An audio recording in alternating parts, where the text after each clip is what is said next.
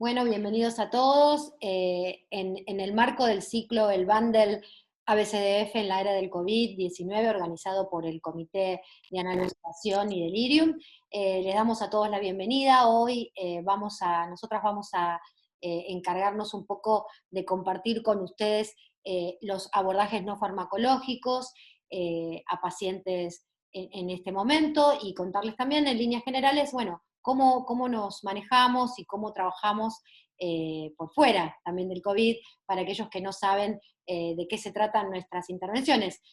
Quien les habla, soy Karina Ferrari, soy licenciada en musicoterapia, y conmigo está mi compañera, la licenciada Sabrina De Marco, que es licenciada en terapia ocupacional. Así que en ese sentido vamos a compartir ambas nuestras intervenciones y también circunscribir un poco, bueno, cuál sería nuestro aporte en estos momentos de pandemia. Así que bueno, le doy la palabra a Sabrina para que comparta con todos ustedes bueno, su ponencia. Bueno, buenas tardes a todos. Como dijo recién Karina, yo soy licenciada en terapia ocupacional, trabajo en la provincia de Córdoba y bueno, con Karina somos miembros del Comité de Analgesia, Sedación y Delirio, así que vamos a empezar a hablar un poco de las intervenciones de terapia ocupacional. Vamos a compartir.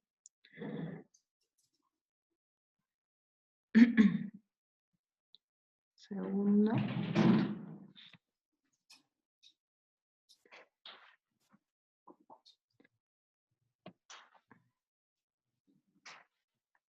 ¿Se puede ver bien, Cari? Sí, se ve perfecto. Bien, muy bien. Vamos a comenzar.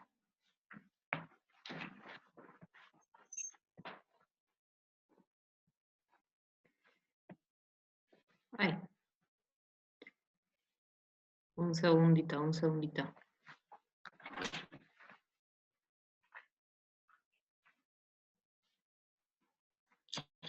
Muy bien, bueno, vamos a empezar a hablar del abordaje integral del paciente COVID y vamos a hablar un poco de desafiar el aislamiento y cuáles son las estrategias no farmacológicas seguras. Yo voy a hablar específicamente de las intervenciones que tienen que ver con la terapia ocupacional, ¿sí?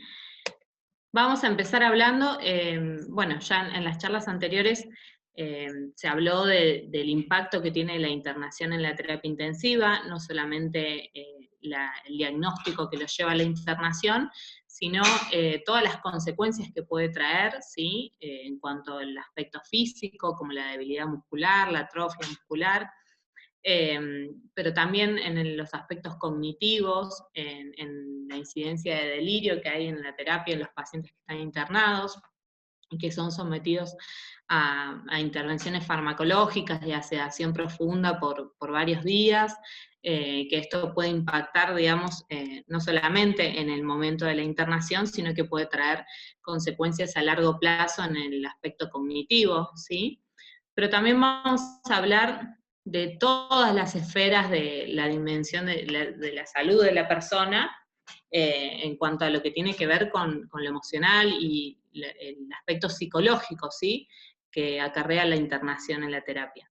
Entonces, las secuelas de la internación son multifactoriales y pueden impactar en la calidad de vida de la persona. Entonces, si hablamos de la terapia ocupacional, que es una profesión que aborda no solamente la rehabilitación física, digamos, los aspectos físicos de la persona, sino que se centra en lo que se refiere al desempeño ocupacional, ¿sí? Con todo lo que esto incluye. Entonces, muchas veces el término ocupación está ligado al trabajo, entonces es medio difícil de verlo en la terapia porque el paciente no está trabajando, pero va más allá y es mucho más amplio las intervenciones de terapia ocupacional de lo que tiene que ver con lo laboral, ¿sí? Todo lo que tiene que ver con las actividades de la vida diaria, la rutina, los roles que tiene la persona, que están totalmente interferidos durante el momento de la internación, y esto es lo que hace que lleva al deterioro cognitivo, al delirio y lo que tiene que ver con la deprivación sensorial, ¿sí?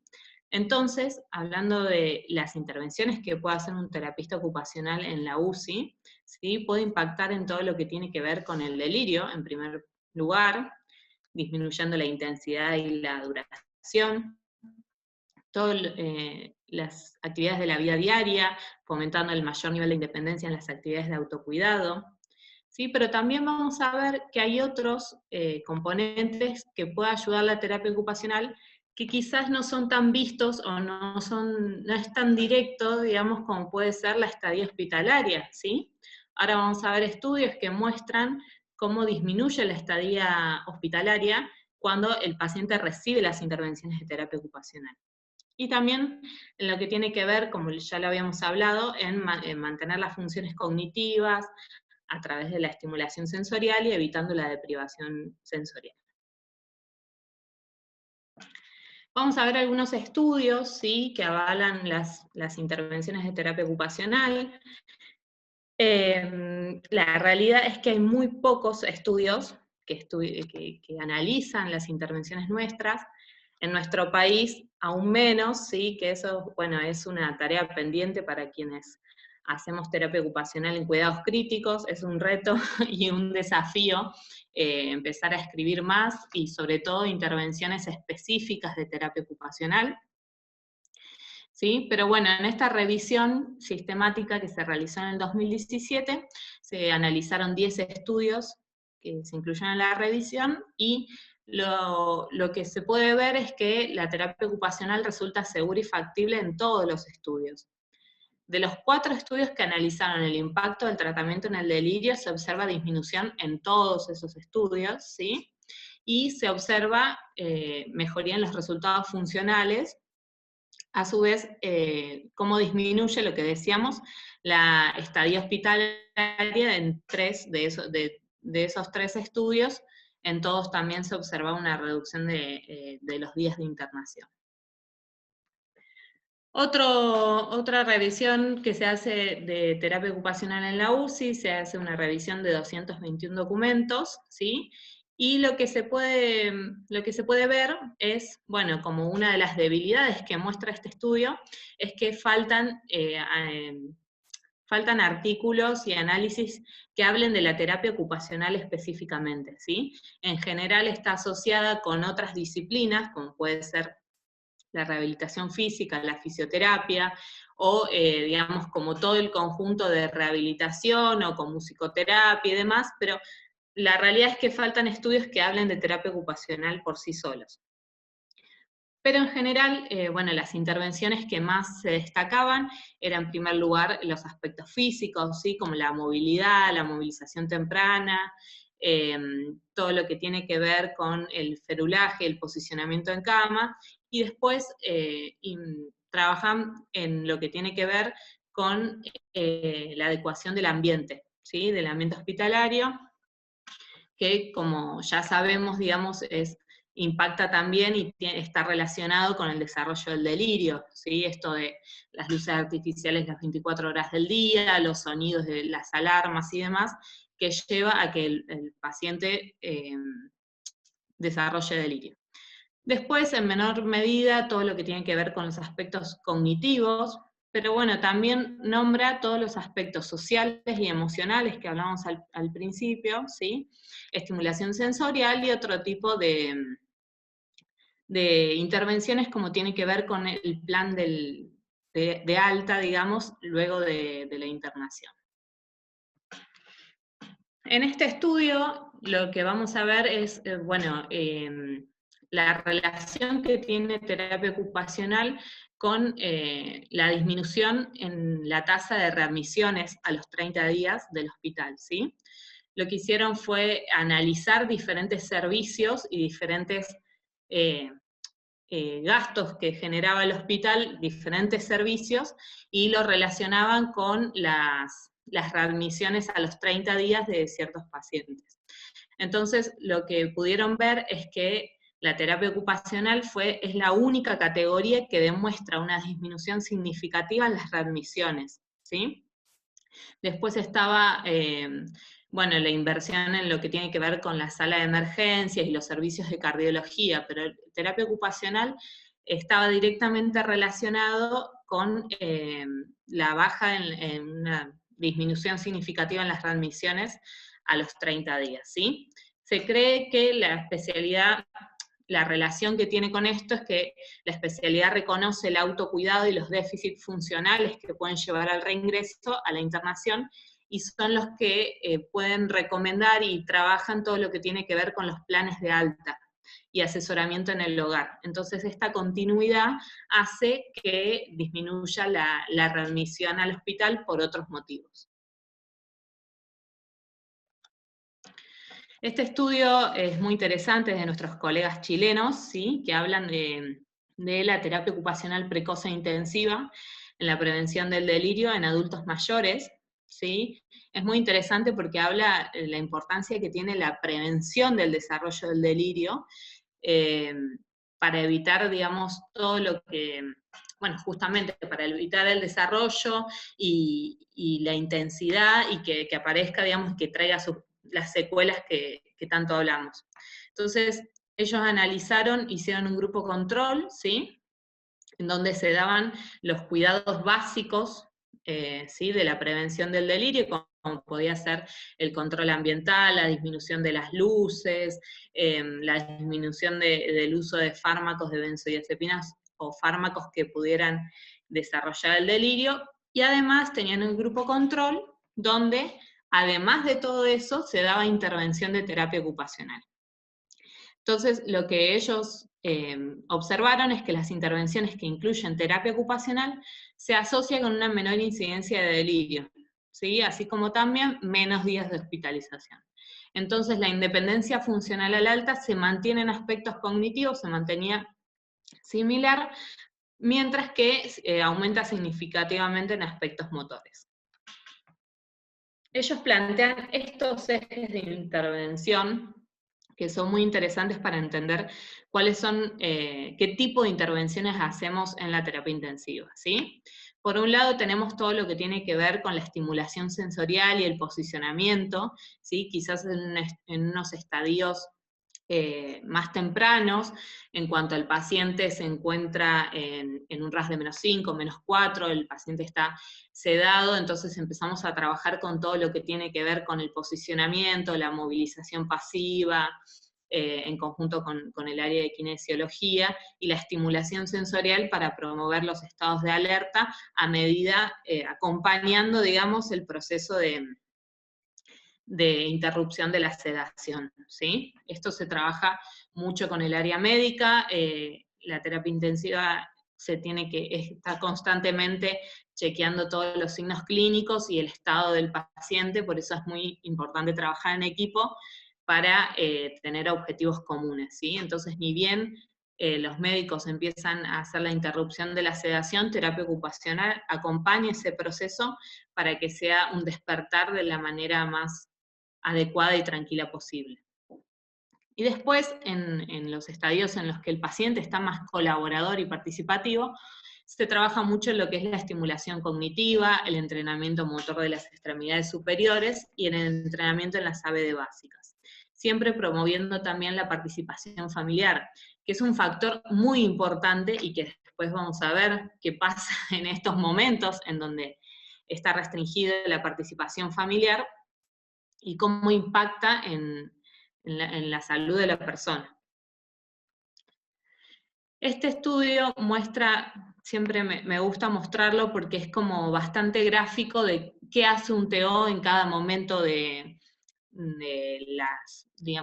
los estadios por los que pasa el paciente, ¿sí? Está basado en la escala de RASS, que es la escala de sedación, ¿sí? Como les decía, cuando el paciente está más sedado, con sedación profunda, no responde a estímulos y demás, empezamos. Esto es en cuanto a lo motor, después vamos a ver en cuanto a lo cognitivo, ¿sí? En cuanto a lo motor, en los estadios en donde el paciente está más sedado, bajo sedación profunda, hacemos movilizaciones pasivas.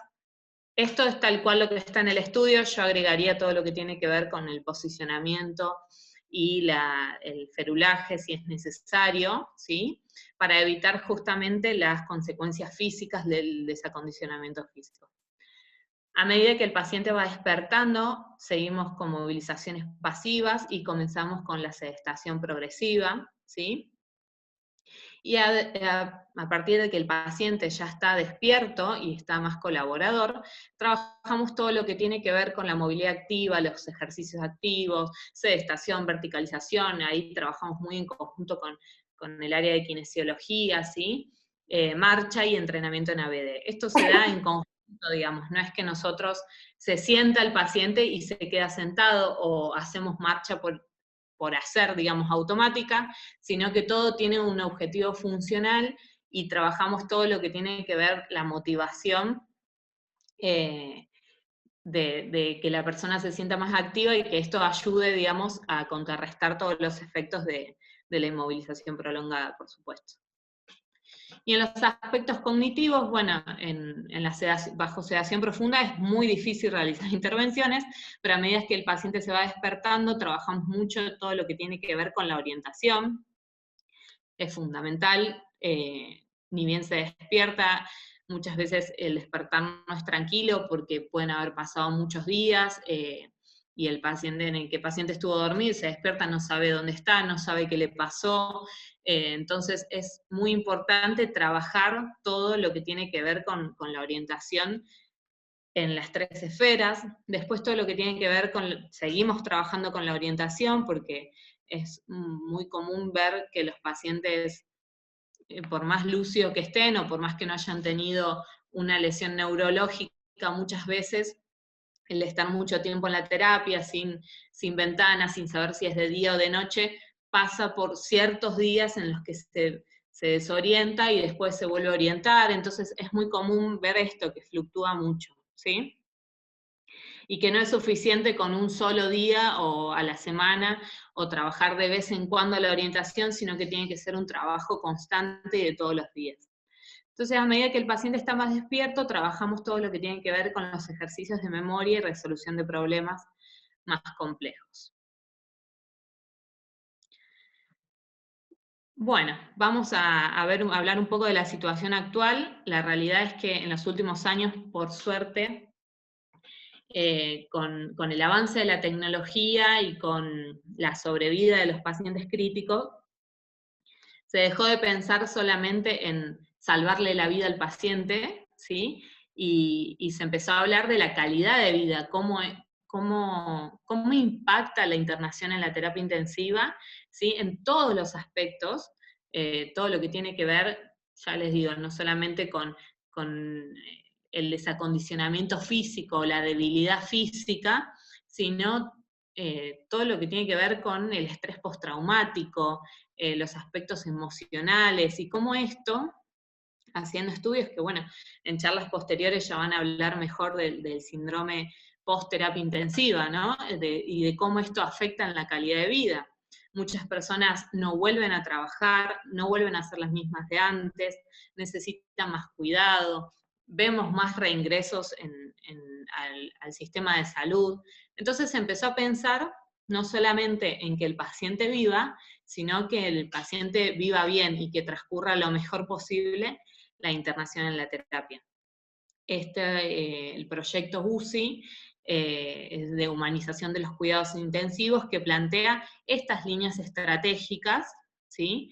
De UCI de puertas abiertas, de permitir la participación de los familiares, favorecer la comunicación, habla sobre el bienestar del paciente, ¿sí? La presencia y la participación de los familiares, pero también es muy importante el cuidado del personal, todo lo que tiene que ver con la prevención, el manejo y el seguimiento. ¿Qué pasa después? Digamos, esto no termina en el momento del alta de la terapia. Por supuesto, una infraestructura humanizada y los cuidados al final de la vida. Esto está todo detallado en el proyecto de humanización de los cuidados intensivos, que nace en España, ¿sí? Y está disponible el manual de buenas prácticas, que indica cómo se hace cada uno de estos pasos, y no me voy a detener en todos los pasos, porque aparte no soy experta en el tema, pero sí me gustaría mostrar las intervenciones de terapia ocupacional, ¿sí? Que están dentro de las líneas estratégicas del bienestar del paciente, y todo lo que tiene que ver con la promoción de la autonomía, ¿sí? Entonces, lo que plantea es que se dispone de terapia ocupacional, todo lo que tiene en relación a la prevención y el tratamiento del delirio en el paciente crítico, todo lo que es la deambulación controlada, lo que habíamos hablado previamente de la importancia de la participación de la persona en actividades que le sean significativas, ¿sí? Un paciente que está mucho tiempo internado, la verdad que le es muy placentero, por ejemplo, volverse a higienizar, poder lavarse la cara, poder bañarse en el momento, si es posible, volver a comer, digamos, son todas cosas que para nosotros son parte de la rutina y que lo hacemos sin pensar, que en estos pacientes es una gran alegría y es algo que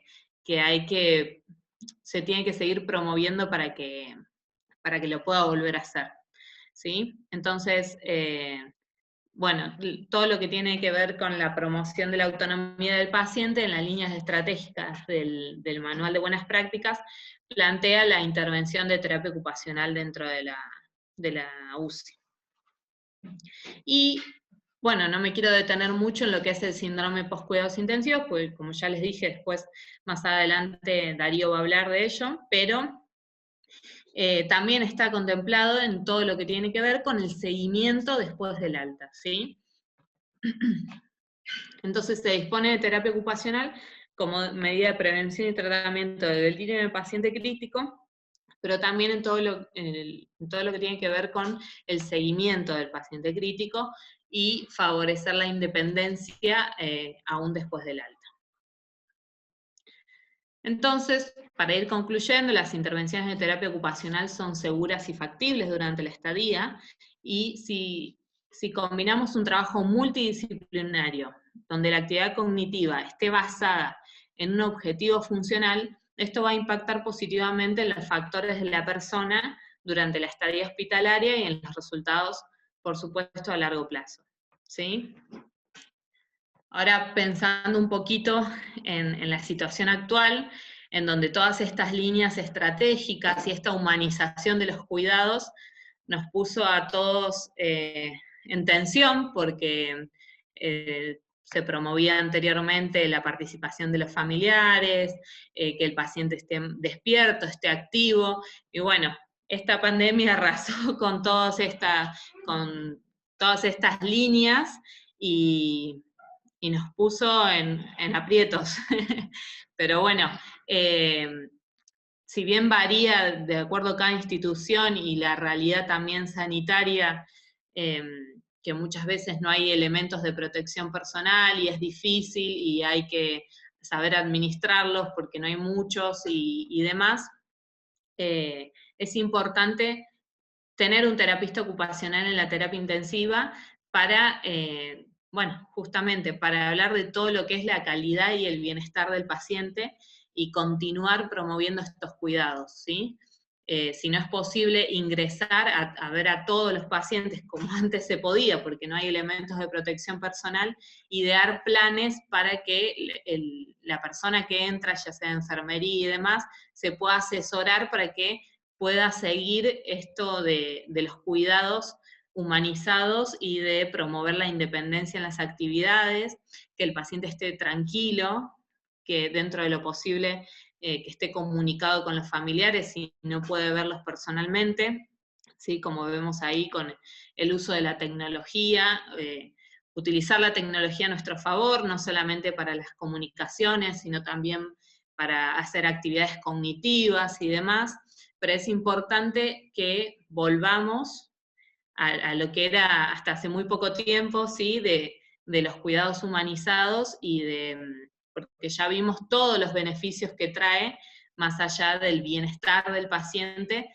realmente impacta en toda la salud, ¿sí? Y en todo lo que es el sistema de salud.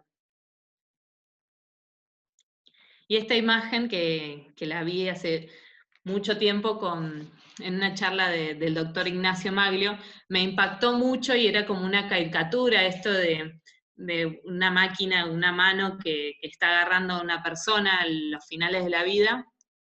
Era como que nos reíamos de eso y decíamos, ojalá que nunca lleguemos a eso. Y hoy estamos en una crisis de lo que es el contacto humano, digamos, con lo importante que es y con el impacto que tiene todo el contacto humano con el otro y el estar, la participación de los familiares. Se pudo escribir sobre todo la importancia que tiene el acompañamiento del paciente crítico y demás. Es como que, bueno, esta situación nos vino a poner en jaque todo eso, pero bueno, también es un desafío para ver de qué manera, a pesar de todo, seguimos promoviendo esos cuidados humanizados y le damos al paciente una mejor calidad de atención.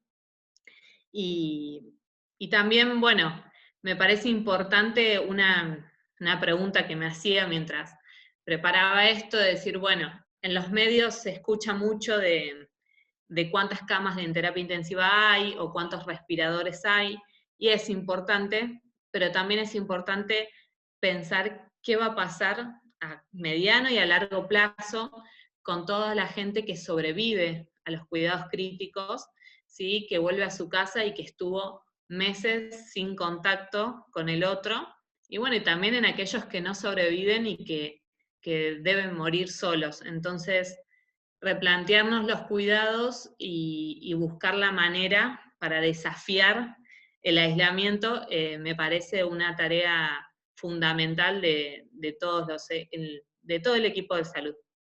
Así que bueno, no sé, sin nada más, terminamos. Gracias.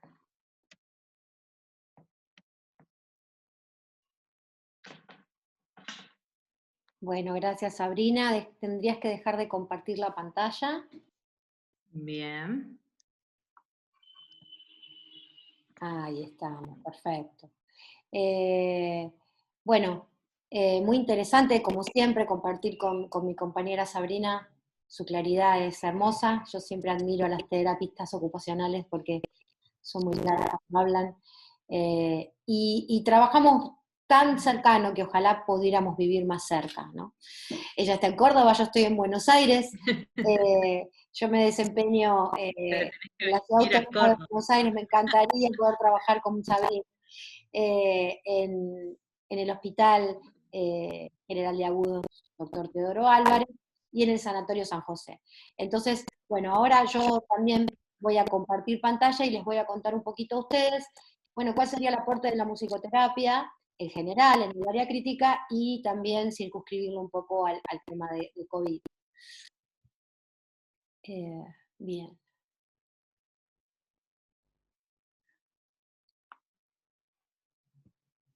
Muy bien. A ver. Quisiera, perdón, a ver, vamos ahí, vamos acá. Te voy a pedir, Sabri, si podés silenciar el micrófono. Sí. Ahí está, perfecto. Así podemos, no entran sonidos. ¿Listo? Bien. Bueno, entonces, bueno, contarles un poquito en materia de musicoterapia, bueno, ¿cuál sería nuestro aporte? Es que no puedo, hacemos así, pero bueno, no me saldría. Bueno, vamos a estar las dos entonces. Porque si no salís vos ahí al costado, entonces salimos las dos y listo. Bueno, ahora sí, a ver si puedo. Ahí va. Bueno, como siempre digo en todas las charlas en donde nos convocan, tanto Sabrina como yo, siempre, bueno, tratamos de explicar que nuestras profesiones son profesiones académicas, las dos somos licenciadas, en mi caso en musicoterapia, soy profesora en la Universidad de Buenos Aires, formo parte también con Sabrina del comité de analgosedación y delirium, y trabajo tanto en el Sanatorio San José como en el Hospital Álvarez, en el área crítica, entre otros lugares, ¿no? Tengo estos dos equipos y esto también es importante que sepan, que no trabajo sola, trabajo con un montón de estudiantes y graduados que me acompañan como parte de un programa de extensión universitario que dirijo. Entonces, bueno, eso hace y permite que podamos trabajar en muchísimas áreas, en donde el área crítica cada vez toma mayor relevancia, no solamente con el trabajo con adultos, sino también en el área de neonatología.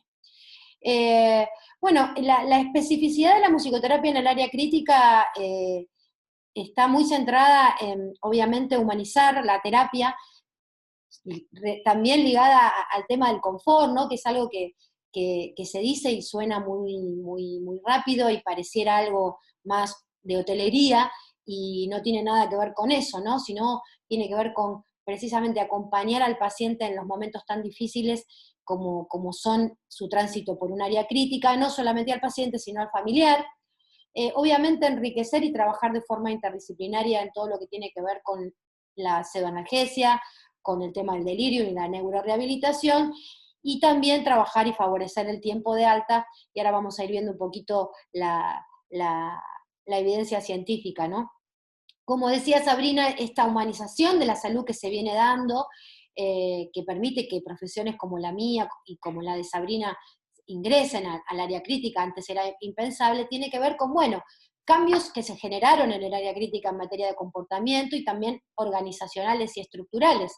Sobre todo, el gran cambio que se dio fue este, ¿no? El pasaje de la sedación a la analgosedación, en donde, bueno, hoy por hoy se piensa mucho antes de sedar a un paciente, no solamente a corto plazo cuál sería el resultado, sino también a largo plazo, teniendo en cuenta el síndrome post-UTI y todas estas cuestiones que hoy por hoy se estudian y se tienen como materia también a la hora de la internación de un paciente, se piensa en todas estas cuestiones. Entonces, bueno, la posibilidad de que haya pacientes mucho más activos, con mucha menos sedación, posibilita que nosotros podamos insertarnos en el área crítica. Ya en el año 2013, la musicoterapia aparece en las guías de práctica clínica, con un grado de recomendación fuerte y un nivel de evidencia moderado, claramente porque como disciplina nueva todavía nos falta mucha más evidencia, ¿no? Pero el grado de recomendación es fuerte y eso es muy alentador, ¿no? Porque que aparezcamos en las guías desde este lugar, más allá de la falta de investigación, que obviamente es algo que estamos trabajando en ello, bueno, para la musicoterapia es muy alentadora, y esto posibilita que muchos musicoterapeutas comiencen a incursionar en el área crítica. Esta es la guía de dolor que se publicó el año pasado, en donde también aparece la recomendación de musicoterapia, ¿sí? Como una estrategia no farmacológica para el manejo del dolor. También hacen referencia a que hay un grado de evidencia bajo, por lo mismo que les decía antes, ¿no? Pero comenzamos a aparecer en las guías médicas, y esto para nosotros es significativamente importante, ¿no? Porque nos habilita a poder proponer y participar.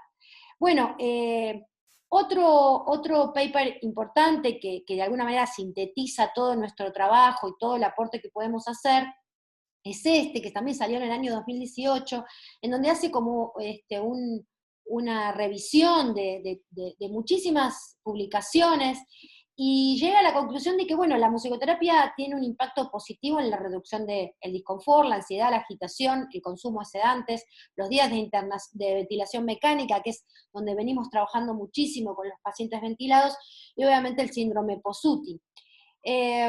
¿Cómo trabajamos? Bueno, nosotros trabajamos antes, durante y después de una intervención médica, muchas veces de forma conjunta con los colegas, de forma focal y procesual, es decir, a veces vemos al paciente una vez y a veces lo atendemos durante todo su proceso de instancia en la terapia.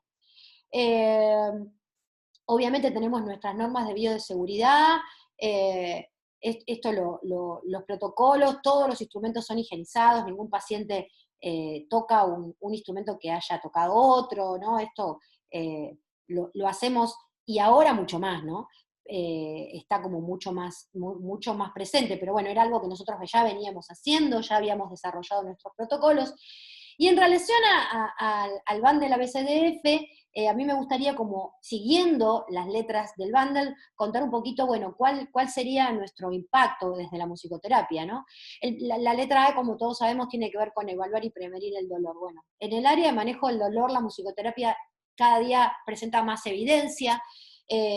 Tenemos muchos papers en donde se habla en patologías como la fibromialgia, por ejemplo, que presenta un grado de dolor muy importante. Bueno, aparece la musicoterapia como una intervención. Acá pueden ver una revisión sistemática de Cochrane, donde habla de lo mismo. Digamos, está habiendo muchísima evidencia del impacto de la musicoterapia en todo el área médica y también en el área crítica, ¿no? Por la posibilidad que nosotros tenemos de favorecer, a partir de la implementación de una experiencia musical significativa, la posibilidad de que el paciente pueda tener un mejor manejo del dolor, ¿no? Por lo general, siempre que trabajamos con pacientes postquirúrgicos o con dolores agudos en las terapias, siempre tomamos nuestras escalas visuales analógicas o numéricas, y siempre realmente luego de la intervención el paciente refiere menor dolor, ¿no? Bueno, este es un paper sobre el trabajo en ese sentido en el área neonatal. Bueno, la letra B, el descenso de la sedación y los días de ventilación. Aquí venimos a traer también un montón, cada día más evidencia. Esta es una revisión que nosotros publicamos en la revista de Sati. Trabajamos con el paciente desde el momento en el que comienza a salir de la sedación profunda, con una RAS -4 o -3, y empezamos a trabajar el buen despertar. ¿Qué hacemos? Bueno, hacemos experiencias musicales, por lo general respetando un montón el tema del volumen, en volúmenes muy bajos, tratando de activar el cerebro de los pacientes, activar todas las redes neuronales que proporciona la escucha de música significativa. Entonces, bueno, desde ese lugar empezamos a hacer intervenciones. Luego, cuando el paciente comienza a estar un poco más despierto y empieza a tener ansiedad y a tomar conciencia de que está ventilado, bueno, ahí trabajamos muchísimo el tema de reducir la ansiedad. Y por otro lado, una experiencia que estamos haciendo tanto en el Hospital Álvarez como en el Sanatorio San José es compartir con algunos colegas kinesiólogos el momento del destete, trabajar juntos para favorecer, obviamente, la ansiedad y el manejo del dolor. Bueno, ahí vemos una foto de un momento de un destete, en donde estamos trabajando kinesiólogos y musicoterapeutas a la par, con una paciente en el mismo momento que se genera el destete. Yo empiezo a trabajar antes, después vienen los kinesiólogos y después yo me quedo para trabajar todo lo que tiene que ver con el manejo de la ansiedad en un momento tan traumático para los pacientes. Bueno, esta es un paper en donde nada, se publica un poco esto que les venía diciendo, el impacto no solamente positivo en la salud de los pacientes, sino también en la reducción de gastos en las instituciones. En este paper podemos encontrar claramente un desarrollo en donde la intervención de musicoterapia generó una reducción, ¿sí?, en el costo de las internaciones de los pacientes ventilados, en donde se redujeron días de internación y ingesta de fármacos. Bueno, aquí en la letra C, que tiene que ver con la elección del sedante y analgésico, nosotros venimos a proponer, obviamente, una intervención no farmacológica, ¿no? Pero este es un estudio que se hizo, un estudio piloto que se hizo con pacientes ventilados, en donde hubo un grupo de pacientes en donde no solamente tuvieron las intervenciones comunes, y otro grupo en donde se pudieron hacer conjuntamente intervenciones con musicoterapia. Bueno, lo que se puede advertir es que en el segundo, ¿no? La ingesta de fármacos en todo el grupo que tuvo musicoterapia disminuyó muchísimo, ¿no? Hubo un manejo farmacológico mucho más saludable y un manejo no farmacológico que funcionó, ¿sí?, a la par del farmacológico para favorecer que estos pacientes tuvieran una ingesta menor, con todos los riesgos y todas lo contraproducente que puede llegar a generar a largo plazo la ingesta de fármacos, como ya todos lo saben, ¿no? Bueno, aquí están un poco las conclusiones, pero bueno, los pacientes que tuvieron musicoterapia tuvieron una reducción, menos morfina, menos lorazepam, quetiapina, loperidol, bueno, y todos esos fármacos que ya todo el mundo conoce. Bueno, esto no lo voy a poner.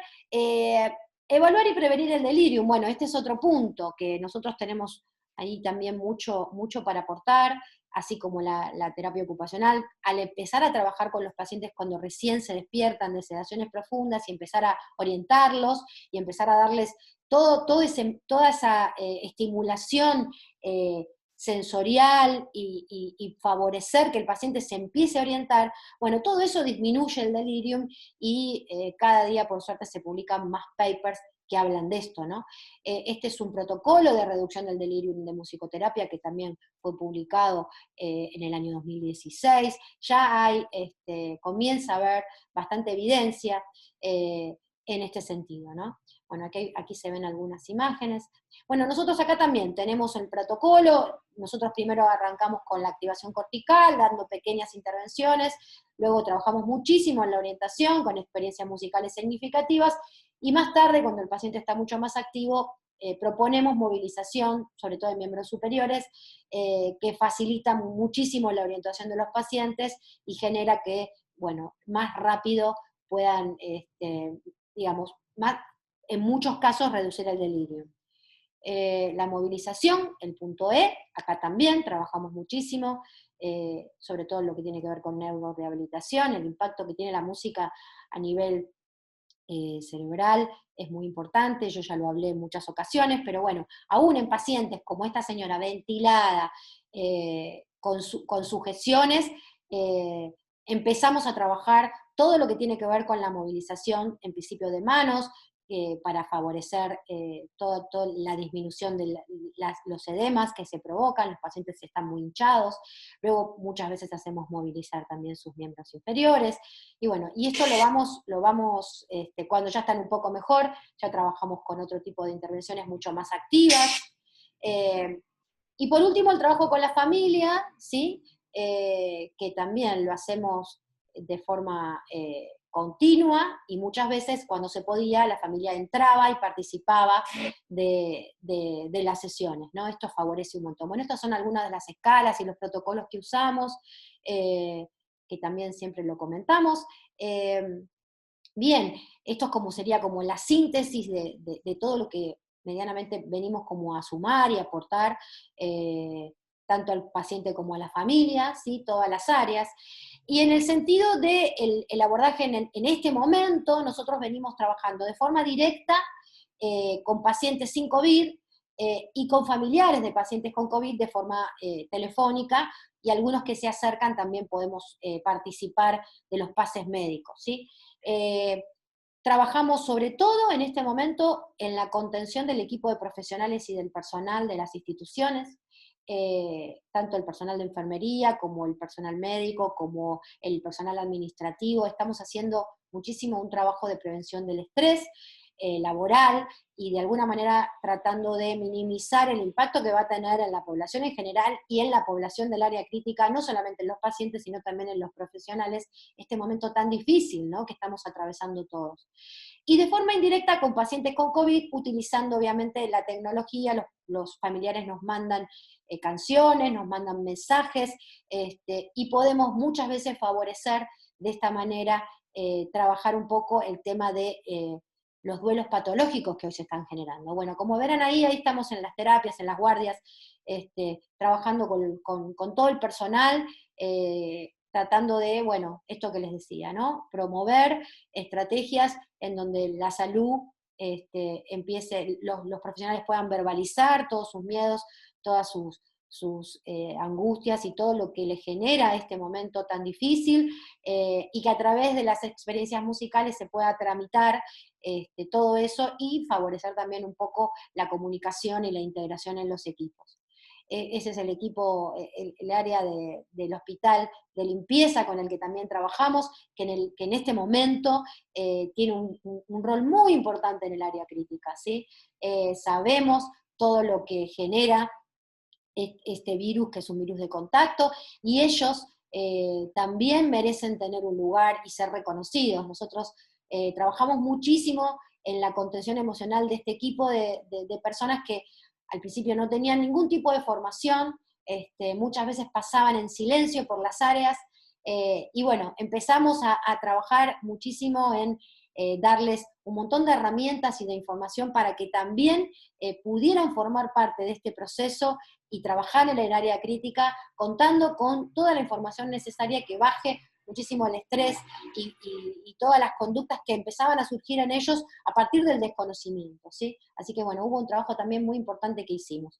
Bueno, en síntesis, esto es un poco nuestra